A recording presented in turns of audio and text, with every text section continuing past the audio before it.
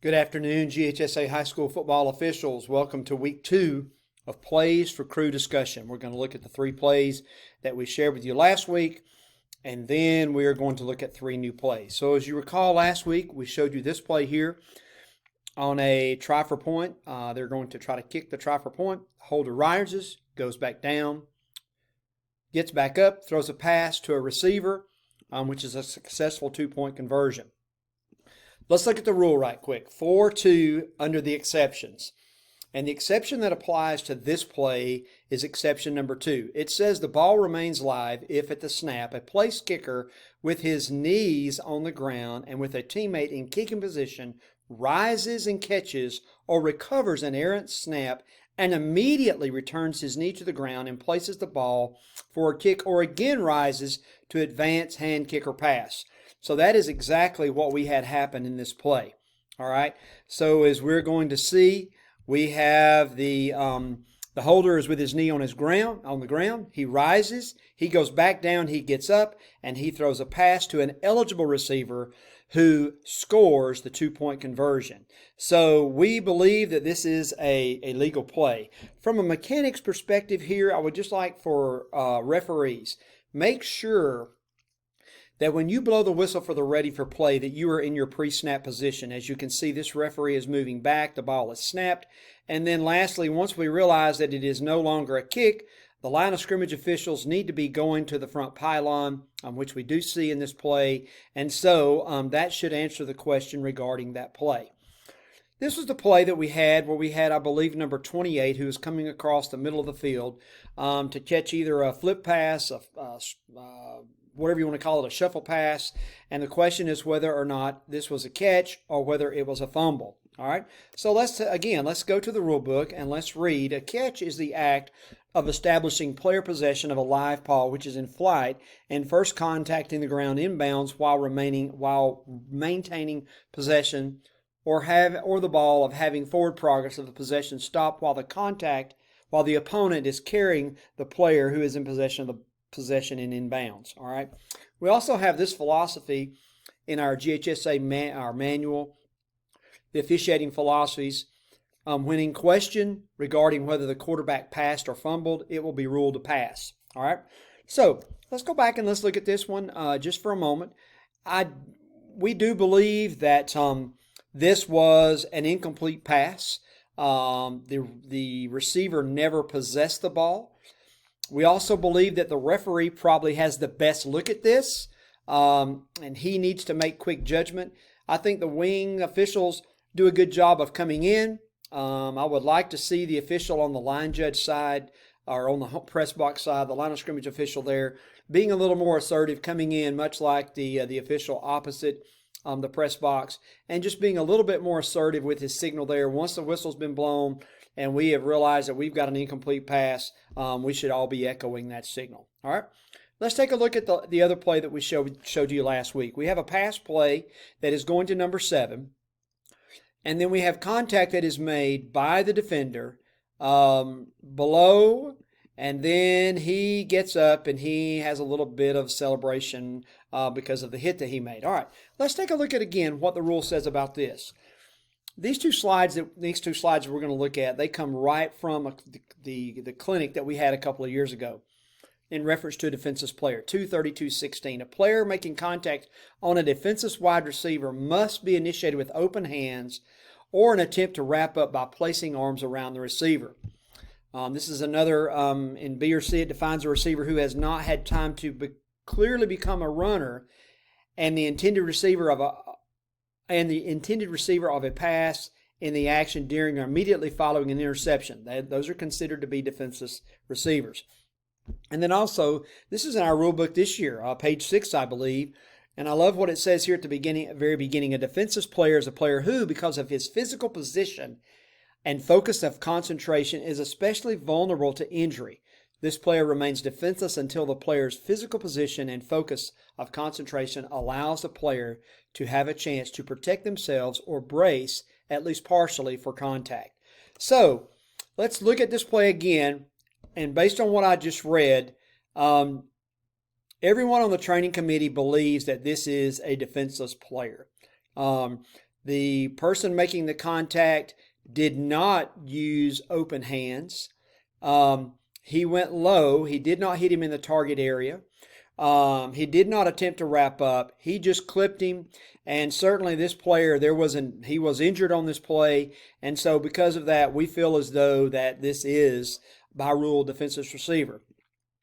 Now the antics after the play with the defender, is it too much? Yes, it's too much. We always say unsporting behavior should be addressed. Maybe it's not always penalized.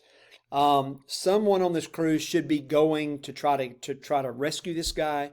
By rule, could a foul be supported here for taunting or celebration? Yes, possibly. But everyone on the training committee feels like this is a situation where we would address this player, and hopefully that would fix it. And I would like to see the crew being a little bit more recognizing what's going on with him and addressing this in a manner. All right. And then this is an example of a play that happened in the game we had this past week where you could possibly consider this to be a defenseless receiver. However, on the training committee, we all believe that the defender does attempt to wrap up, and you can really see it on the next view that we have. You can see he's kind of going with an attempt to wrap up. His timing was very good, and as you will see here,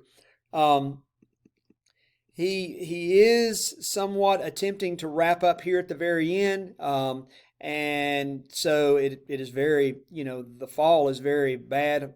We're very glad that the player did not get hurt. But we do believe that this is just a good football play and not a defenseless receiver where we should have had a personal foul. Okay? All right. So let's look at the three new plays. All right, this play, we're about 4th and 11 on the 47-yard line. We have a wing tee. We have the quarterback running an option. He is at about the 40-yard line, and he pitches the ball to the pitchback, to the tailback. The ball goes out of bounds forward. So talk about 2nd down and 11. We think about our new rule that we have. We see where the player pitches the ball, and it goes out of bounds. So you guys talk about that play this week. I'll just say this about this play. This is going to be a punt play that we're going to look at a couple of times. What do you notice about the team tent here?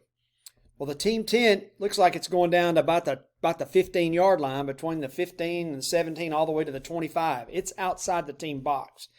This is not where they need to be. This should be addressed. The team tents need to be inside the team box because the players have to stay in that area. All right, what we have here, if you pause this and you count the offense, you're going to count 12 players. Okay? So watch what happens here. We're 4th down a long way. We're getting ready to punt. A little bit of confusion. We have one member of the offensive team who crosses the neutral zone, goes out of bounds at about the 15, goes out about the 10-yard line. The head coach is walking down to have a discussion with the line of scrimmage official. The line of scrimmage official is talking to him, and then we have the snap, and we have a punt, and we have a catch, we have a return. Looks like most of those blocks are pretty legal, and we have a touchdown. So go back, talk about this play from a mechanics perspective, talk about the 12th player on the field going off the field, talk about the coach, and then in general the mechanics on the scrimmage kick. Talk about all that with your crew and see how you think this crew did. What would you have done if this had been your crew? Was this play officiated correctly? Just a good play to discuss as we look at the mechanics here again on the scrimmage kick for the crew. Just talk about all of that amongst your crew. Last play. This was a play that was in the Thursday night game, Buford-Milton. This is the opening kickoff. It's a 7-person crew, and looks like the crew is in really good position here. They're ready to go. I see a lot of good things on this right off the bat. We're going to have a pooch kick here, and the pooch kick is going to go around to right around the 20-yard line, and we're going to see potentially a foul. just let it run here. It's very hard to see, but I will back it up and I will zoom in a little bit so that you can see this just a little bit better. Okay, all right. So we're going to zoom in, going to move over here a little bit. Okay. And we'll go really slow here. All right, we're looking, all right. Now I'm going to let it play. All right, so talk about this play with your crew in relation to, is this a valid or invalid fair catch signal? Opening play of the game, should this be a foul? Should we shut it down? Talk about all that. Talk about their mechanics from the whole play's perspective. And just talk about all that. It'll be a good play for y'all to talk about. Okay, that's week 2. I know I'm longer than 7 minutes. I'll try to do better, but there's so much of this I want to share with you so that we can give you all that you need to be able to learn from these plays and learn how to make correct rulings. All right. Hope you all have a great week. God bless you, and go be great.